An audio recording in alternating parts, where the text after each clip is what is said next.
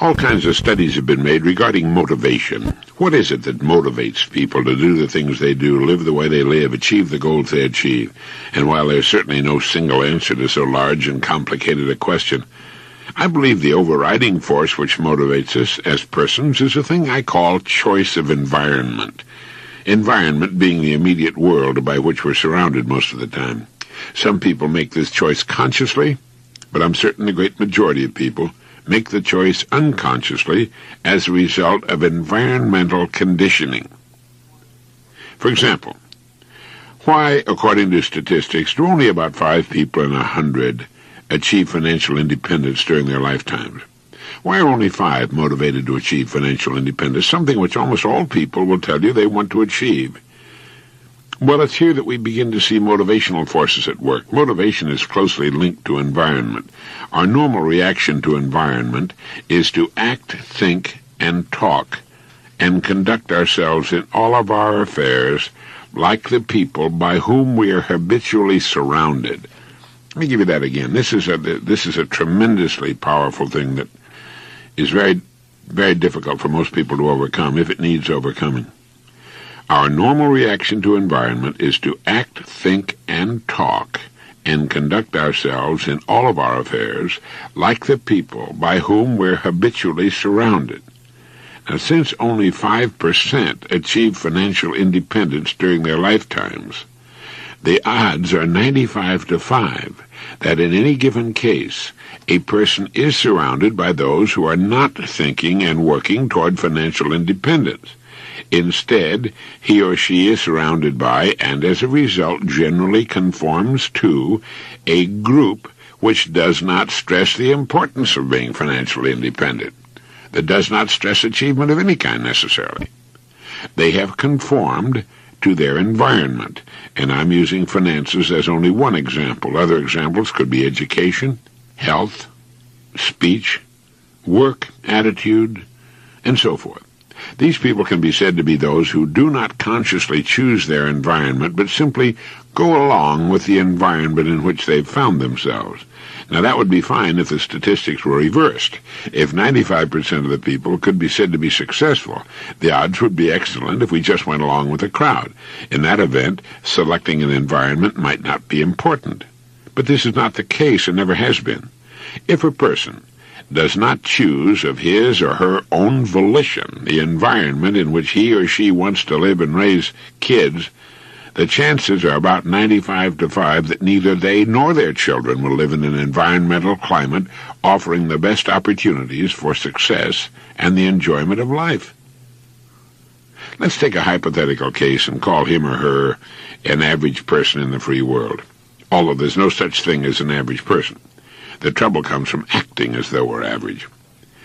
In the case of these so-called average people, from the time they're born until about 25, most of their lives are spent doing what others have told them to do. As children, it's their parents, and they mold them much as a potter molds clay. They talk as their mothers and fathers talk. They think the way they think. If they think something is bad, they think it's bad. They tend to grow up in their religious faith, and very probably ultimately in their political party. If they have deep-rooted prejudices, they'll probably pick them up from their parents. When they reach school age, they'll begin to emulate the other children by whom they're surrounded. To youngsters in school, the most important thing in the world is to be liked by their group. Acceptance and esteem in the eyes of their contemporaries is their deepest craving. So they'll do what the others do. They'll dress as the others dress. They want to belong, to be liked.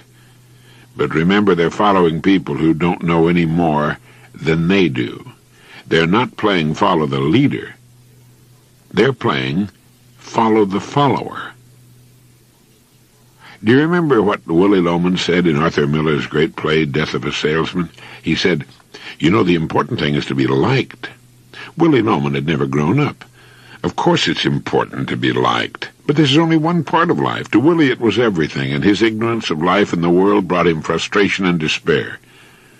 But to a child in school, on the average, being liked and accepted Doing what the other children do and having what the other children have are the most important things in the world, and this vice-like pressure of conformity lasts for year after year after year.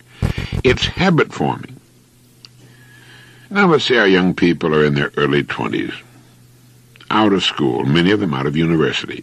They must make a decision as to what to do, and it's a little frightening.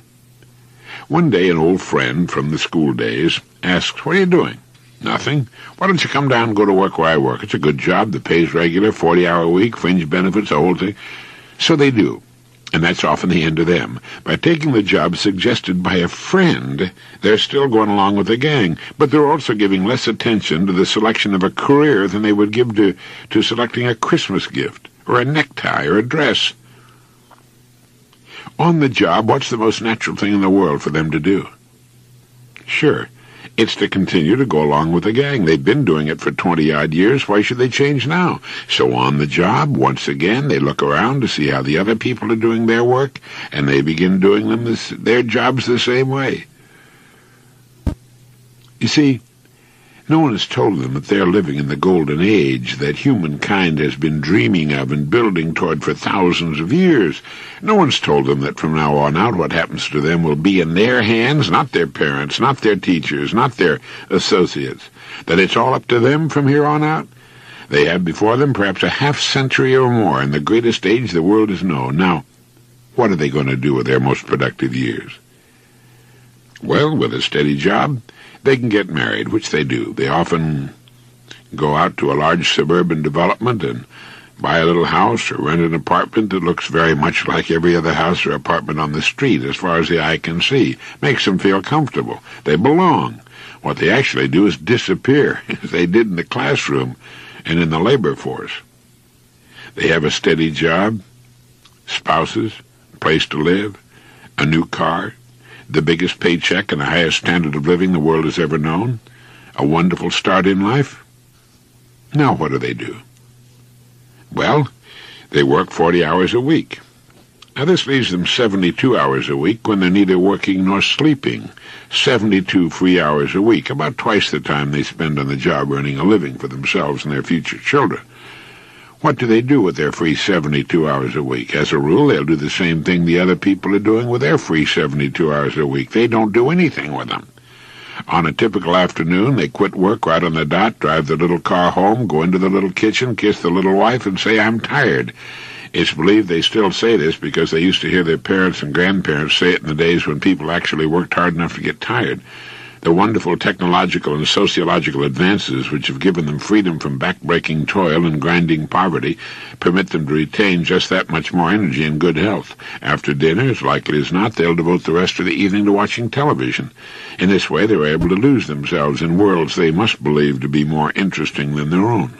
What they're actually doing is watching other people earning excellent incomes in the pursuit of their careers while they don't make a nickel, and while their most valuable possession, time, is silently dripping away.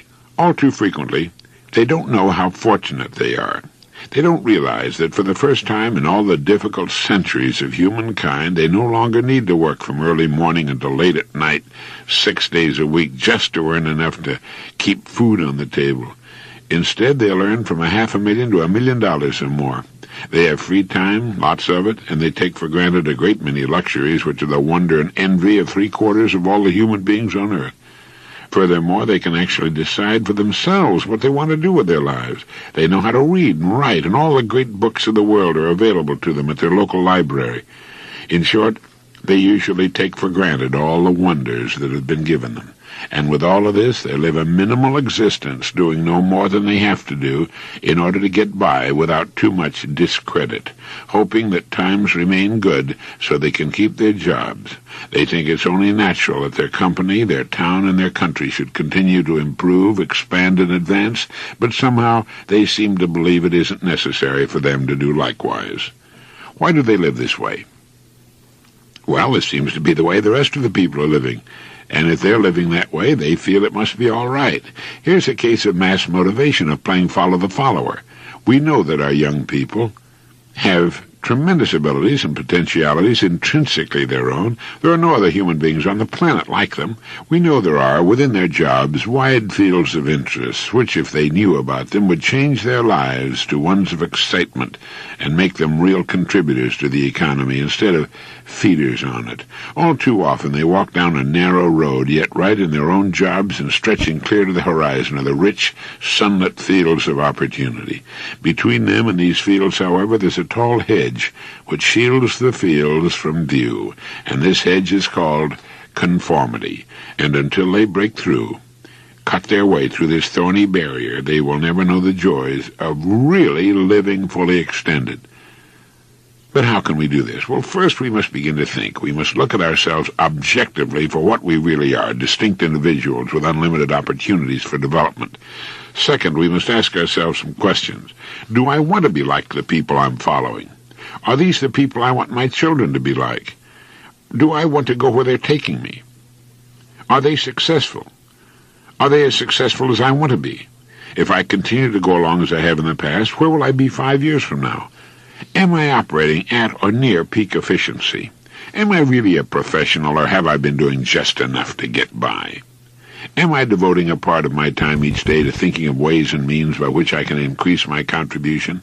Am I really aware that my rewards in life will always be in exact proportion to my service?